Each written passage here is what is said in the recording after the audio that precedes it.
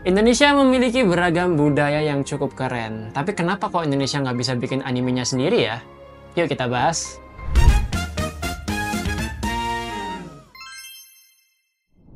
Halo rakyat YouTube sekalian, selamat datang kembali di channel DB News bersama aku Faisal. Dan di video kali ini kita akan ngomongin tentang hal yang mungkin sudah ada di benak kalian ya teman-temannya. Kenapa sih Indonesia itu tidak bisa bikin anime versi Indonesia sendiri teman-teman? Tapi sebelum lebih lanjut teman-teman, jangan lupa untuk klik tombol like dan klik tombol subscribe agar gak ketinggalan info-info yang menarik baik dari dunia lokal dan juga dunia mancanegara.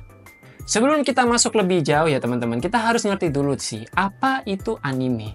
Anime sendiri pada dasarnya adalah sebuah animasi yang berasal dari Jepang teman-teman. Kalau itu di luar dari Jepang, itu sebutannya bukan anime ya, pasti ada sebutan sendiri gitu, entah itu kartun atau apa gitu ya teman-teman. Nah, biasanya animasi Jepang itu atau anime itu punya ciri khasnya sendiri teman-teman. Mulai dari visual yang sangat ciri khas banget gitu ya. Ada semacam visualnya, entah itu jalan ceritanya yang cukup nyeleneh atau unik teman-teman. Dan masih banyak hal lagi yang mana itu tuh sudah menjadi hal yang sangat identik dengan yang namanya sebuah anime. Anime sendiri juga sudah merupakan budaya pop culture yang sudah sangat berkembang, memiliki banyak fans-fans, nggak hanya cuman ada di Jepang tapi di seluruh negara bagian yang lain.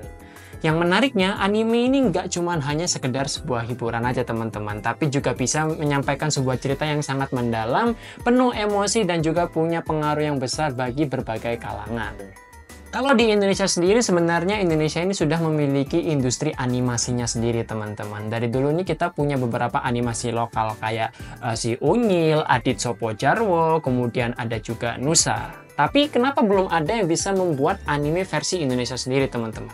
Indonesia ini juga punya banyak talenta ya, baik itu di bidang animasi. Bahkan beberapa studio animasi kita itu pernah terlibat dalam proyek animasi besar seperti yang ada di luar negeri teman-teman. Salah satunya adalah Star Wars. Kemudian ada juga Transformer dan lain-lain, di mana animasinya ini dikerjakan oleh studio lokal seperti Infinite Studio atau MSF Studio teman-teman.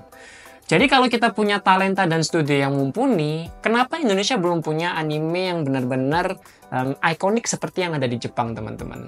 Nah, ini adalah beberapa tantangan-tantangan yang harus dihadapi Indonesia agar bisa memiliki animenya sendiri. Pertama-tama, untuk membuat animasi yang berkualitas tinggi itu memerlukan yang namanya budget besar, teman-teman. Kita tahu sendiri bahwasanya industri animasi di Jepang itu sudah berlangsung cukup lama, teman-teman, dan juga memiliki ekosistem yang sudah mumpuni dibandingkan dengan Indonesia.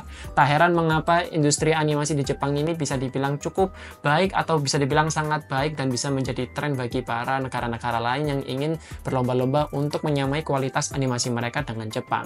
Tapi meski begitu, pendanaan yang sangat besar ini itu menjadi concern atau menjadi hal yang sangat diperhitungkan bagi animator-animator lokal Indonesia, karena industri atau pasar animasi di Indonesia ini bisa dibilang cukup minim ya teman-temannya. Pasarnya ini tidak terlalu luas, jadi ini bisa jadi pertimbangan untuk para investor-investor untuk mendanai para animator-animator lokal di Indonesia, karena kebanyakan dari masyarakat Indonesia ini masih mengkonsumsi animasi-animasi itu dari negara-negara lain, contohnya film-film dari Pixar atau dari Disney atau macam-macam lah. Jadi itu menjadi concern yang perlu dipertimbangkan oleh para investor agar bisa mendanai animator-animator lokal. Dan hal tersebut atau pendanaan yang cukup besar ini menjadi tantangan pertama yang harus dilewati oleh animator lokal Indonesia.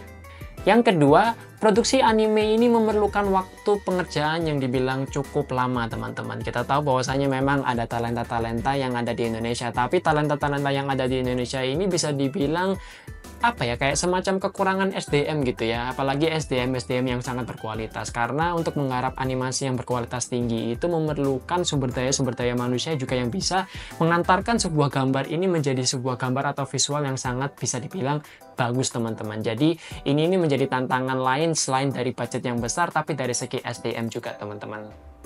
Eits, jangan pesimis dulu ya. Meskipun begitu teman-teman, ada banyak alasan kenapa Indonesia ini memiliki potensi yang cukup besar untuk punya animenya sendiri.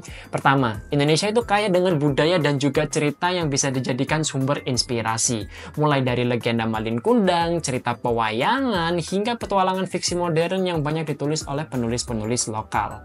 Yang kedua, saat ini sudah banyak platform digital yang bisa mendukung produksi animasi lokal, teman-teman. Misalnya ada itu YouTube, platform streaming lainnya yang bisa membuka kesempatan bagi para animator-animator lokal Indonesia ini agar bisa dikenal lebih luas, teman-teman. Bukan hanya di dalam negeri, tapi juga di luar negeri atau mancanegara gitu ya.